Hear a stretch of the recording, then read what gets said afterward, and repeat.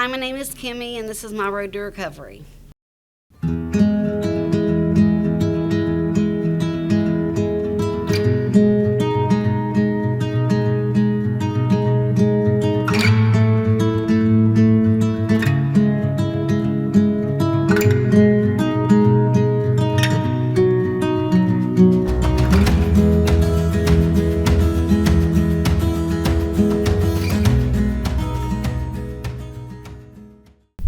It's bad when we get ready to do an interview and Kathy goes straight over to the table and grabs the tissues. So I don't know. I know a little bit about what's in store here, but I think this one's going to be an empowering story right here. So take you a deep breath and let's go.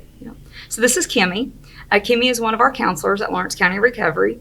I had the opportunity to watch this young lady kind of develop into her, into the sober person that she is today. I got a sideshow. I got to watch some things unfold in her life that probably would have taken other people the opposite direction. And then I got to see how she held herself together, how she maintained professionalism, how she made sure her goals were set and she was not going to let anyone or anything deflect what she was doing. To the point, I was on Facebook and one day I look and I'd seen a post that was posted that you had been in front of Judge Ballard and you had no longer any ties to the legal community. Everything was done. So I sent her a message. I'm like, hey, this is Kat Ross. Like, you don't know me that well, but I've been kind of watching you. Would you come down and talk to me about a job? I would love to employ you. And she had both of us crying that day because she was in awe of some things, but comes into the office and sits down and we talk, and before you know it, you become a case manager, and then after a period of time, you got to move into a counseling position. I just think people need to hear your story, and they need to know what sometimes rock bottom looks like, because you can come back from damn near anything. So Kimmie, tell us a little bit about your sobriety and kind of how you and when you decided to get sober. So I've struggled with addiction like from the first time I ever drank. Mm-hmm. Like, I mean, I liked it, I loved it, and I remember getting blackout drunk before I was even 15 years old. Mm-hmm. But I was a very functioning because I had a very enabling family. Mm-hmm. Sometimes that's horrible. They can love you to death, or absolutely. they don't want to see that part of us, so they act like it doesn't exist. Right. Yeah. So I held it together for a really, really long time, and then I had my daughter, and I got prescribed pain pills and went to the races with those, and then it just kept graduating. All the pill mills drew up. And, Yep, they were gone. They got us there, and then they went away within like the same period of time, and then you're sitting here looking like, what the hell are we going to do next? Yeah, where'd I go now? What am I doing now? So my doctor would prescribe me pain pills, and then one day he was like, if you wanted these pain pills, you have to go to a pain clinic, and you can't have weed in your system. You can't have marijuana in your system. So that wasn't going to work. So like I bought off the streets for a long time, and then like there was just nothing to be had, or there was fake M30s. Oh yeah, that was a whole trip. Yeah, that was a bad time. Oh, that was horrible. So I graduated to heroin. And I still for me too long kept it together, and then I moved to New Jersey because it was for a guy, and it just spiraled there. I sent my daughter back to West Virginia so that I could be an addict. It's rough. That's part of my healing, though, is admitting that, and like her healing, though, too. I don't make excuses for that time. That was a very horrible time I put all of my kids through. So she came back to live with my family, and I continued to just spiral, getting arrested left and right. I'm like 40 years old. I'm 40 well, you don't years look old. it. Well, I mean, I'm older now, but like then. But thank you. So I'm 40 years old, and I have two older children that are adults, and I kept roof over our heads, but I did a lot of damage to them too. So I'm in New Jersey, COVID gets ready to hit, and I'm not making the money that I was making because I was a server, and I could always maintain my addiction because I knew I could go into work and I could make money. So I decided that I'm going to move back home to get clean, but it was just because I didn't have the money to maintain. To stay high. Yeah, to stay high. So I moved back, and I lie, and I go to the domestic shelter in Ashland. I tell them that I'm fleeing an abusive relationship. That didn't last too long because I was withdrawing. I talked my oldest daughter into getting an apartment with me. She got me on methadone.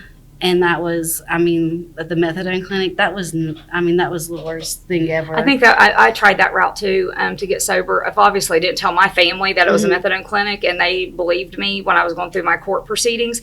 I think I would rather have my legs cut off than withdraw from that cold turkey. That's one of the worst. Rough. Oh gosh, like nothing I can't even describe. In jail on the floor. Exactly. But there's no. You have to have these certain things. You had to do ICs or whatever, but it was a joke. It was a joke. There was no real. It was just medicine. I could fail all of my screens. I could still have heroin in my system. I could still have all the other things. It was like a backup. Like in case I wasn't able to find something or I didn't have money, I knew I wasn't going to be sick. So it kind of like spiraled my addiction even more. At that, in between that time, my fiance. He died. And then I also lost a really good friend that I was married to him, but we had remained best friends. So I had 2 losses during COVID, and it just spiraled. I was introduced to meth, and I started shooting meth. And that was... Oh, listen, that was I never shot it, but just doing it in general was a damn nightmare. I called it dust off the devil's coffee table because that's what it was. You abandoned anything good about Didn't yourself. matter. At that point, I was bringing some of the most unsavory characters into my daughter's apartment. They were stealing us, robbing us blind. She would come home, and I would have the whole apartment just like tore apart, cleaning, being full blown. The second of psychosis. Yeah. She came in, and then I had picked up a shoplifting addiction also. I was so good at that. I don't know. I never in my life stole anything. I worked very hard my whole entire life. And then one day I didn't ring something up, and the rush that I got from that was almost as much as like an addiction. It was crazy. Yeah. So like I started shoplifting, and Walmart is the worst place to shoplift. Yeah, like don't. They have safety, security. They have everything. I got away with it for a very long time, but then I ended up getting back-to-back arrests. My daughter, the first time, she bonded me out. She like took care of me while I was in there, while they were waiting to get me bonded out. During this time, like I was given what everybody else is given. Now, you get in trouble for a drug charge. You get, if you go to treatment, if you da. I talked ARC into, I don't need treatment. I'm just grieving. So they let me do outpatient during COVID. And that was, these things started planting seeds in me. Like I didn't know what treatment looked like. I didn't know that I was able to live a different life. Well, because when you're caught up in it, then you think this is the way it's going to be forever, because your feet don't hit the floor without thinking about getting high that day. Because before I can be a human and be me, I got to have a substance. Right. It's going to be a liquid or a solid. I don't care which, but I have to have something. Gotta have something. And that method just, it abandons all hope. And, God. So I was out on bond, and my daughter came home, and I was passed out in my bedroom with a needle in my arm. And there was needles everywhere. Like for some reason I collected needles. It was that meth thing, but there was needles everywhere. And she made the hardest decision, and to put her in that situation, she had to call and revoke my bond. So you go back to jail. Just so I go back to jail.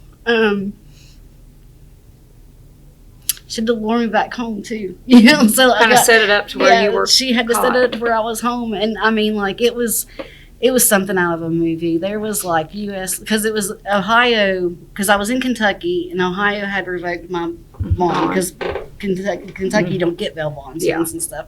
So But I was also out on bond or out on conditions in Kentucky, right? So they had to like coordinate this thing to revoke my bond because I hadn't messed up enough in Kentucky for them to take me to jail, but they could take me to jail for the Ohio so stuff. there was U.S. Marshals, there was, I mean, every police department lined up down the streets.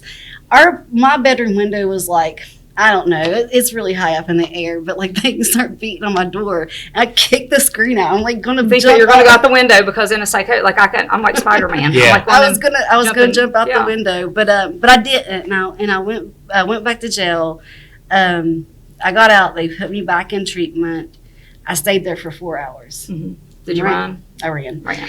I ran. That's where the homelessness comes in. So then we live homeless in Huntington, right? Yeah, yeah. I went back to the apartment that me and my daughter had, and she had packed up everything and was gone. And at this point, nobody was talking to me. I'd then been told if I tried to contact my parents, go to their house, go to their work, that I would be arrested, that they would take out restraining orders against me. But that's how bad it had gotten. Like, anytime that I talked to anybody, if they weren't serving a purpose to me and they were telling me no, I was just vile to them. How do you survive homeless in Huntington for 2 years? I don't know how you survive it a day. I don't either. I just think about the variance in the weather and stuff. And sometimes homeless doesn't necessarily always mean sleeping outside, but I'm sure it does at some points. I was outside. Mm-hmm. I was outside. For a woman, it is very, very hot. I don't know how many times I would wake up and there would be somebody strange in my tent just doing whatever they wanted to do. Because you were under the influence. Well, that and because they knew that I wouldn't go to the police. I had warrants. You couldn't. I couldn't. A lot of trauma came from me being homeless, but I didn't want to go back to jail. I didn't know how to reach out. I didn't know, what do you do? So I stayed on the riverbank because I knew if I wasn't out in the streets, I wouldn't get my name ran and I wouldn't go back to jail. But thank God for another. So I go back to jail. And I stay for 3 months in a treatment facility. They tell me that I'm going to lose my job. Or I have to quit my job. I worked up to this point, and they told me I'm going to have to quit my job. And so I leave treatment, and I go back to the riverbank. I still lost my job. They won. It's hard to keep employed if you're living on the riverbank. I mean, it is. Like, it's hard to stay employed if you don't have the means to, to facilitate a full-time job. Yeah. Yep. So this time I go back to the riverbank, but I had some things, right? Like I had enough clarity that I knew that this wasn't the life that I deserved, but I still didn't have, like, nobody in my family would speak to me. Nobody wanted, I had nobody. I mean, like, I had the people in my treatment facility, but like I came from a family that, like, there's 12 of my dad. There's 12 brothers and sisters. It's a very large family that, like, got together, and I didn't have anybody. Nobody would talk to me. Nobody would have anything to do with me. So at what point do you wake up and, like, okay, I've got to do something different? What was the last day that you knew, like, hey, listen, this is not what I want. This is not what I'm doing?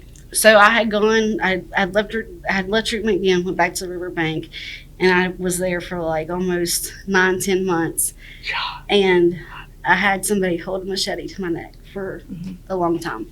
I had dope. They knew I had dope. They couldn't find my dope. They wanted my dope. Whenever I finally got loose from them, I went uptown. I got on a bus and I went uptown, and I sat at Sheetz on Route 60 until like 3 o'clock in the morning. I had nowhere else to go. So it's like, I'm going to have to go back to my campsite. I have nowhere else to be. And a Barbersville cop came up behind me, and I seen those blue lights. I had a whole other identity. I had another ID and stuff that I could have used, but I knew I had warrants, and I knew if I gave them my name, I was going to go to jail. And if I would have went back to that riverbank that night, I would have died. Like, I mean, like, I really, truly, honestly would have had died.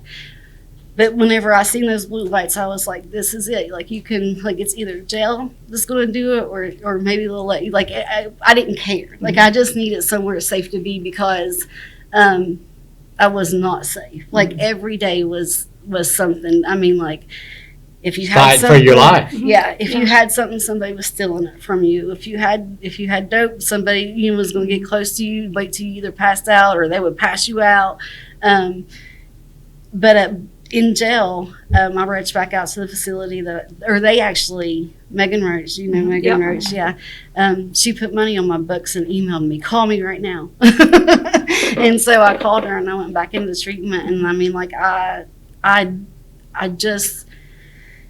wanted it to be different. I didn't want to be angry anymore.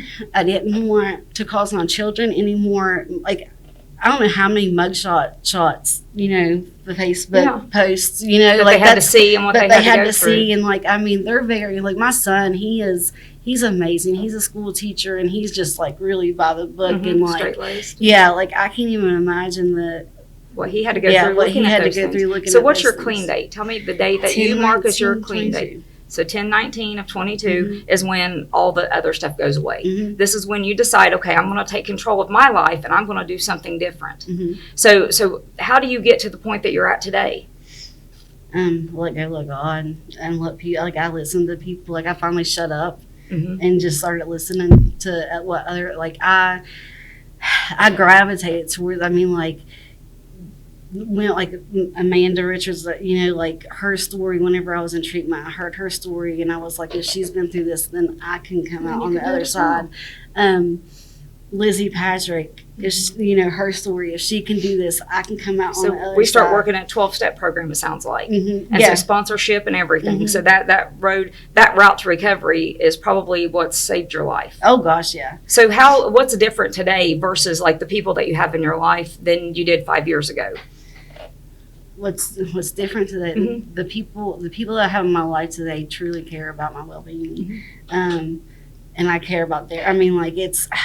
I don't know how to explain it because it is the way that I live, move, eat, breathe is so much different today than like I've always just been so angry. Like I had so much anger inside of me. But I didn't want to be angry. Like I was a nice person. I loved everything. But like I was just so pissed all the time. And through AA, through finding my relationship with my higher power, through treatment, through therapy, I found out that I don't have to be angry. That there are other alternatives. But like I get to have relationships with people that are meaningful and like. And they want nothing from you. They want nothing other from than me. just to see you be an amazing human. Yeah. It's amazing. Yeah. So if there's a lady that's fortunate and that can watch this right now that perhaps is homeless anywhere, what's one thing that you could say to one of those people that would maybe perhaps just draw them in a little closer? Because I know when we go do a Feeding the Homeless event, we'll go down to Tent City. A lot of times they won't even come out and see us. Then I recall one time we were handing out, you know, some brown bag lunches and a lady comes out and says, "Can I get 2 more of those? My kids get off school soon."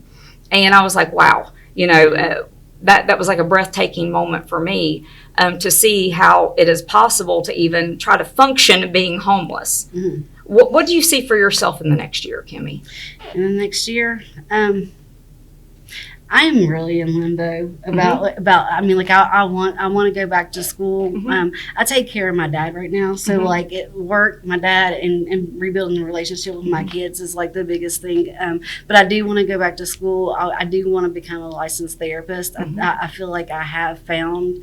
People love to tell me things, and you like to listen and sit People love to tell me. I mean, even whenever I was in addiction, like someone would sit next to me and like I would end up knowing like their whole life story. And I took that in a different way before, but now like I love it and I run with it. And but I do want to go back to school and finish up. I have so many ridiculous amount of college credit hours that are unused because I would go back. I was a career student. I would go back to school just to get that money. Oh yeah, I know that. When it's time to pay the piper for that boy, that's a rough one too, isn't it? Yeah, well, I mean, mine was all because that's whenever Clinton was in administration. So, So she's been doing this a minute. the free money. Yeah. The federal, you know, saying like that. I got the Pell Grants and yeah. stuff.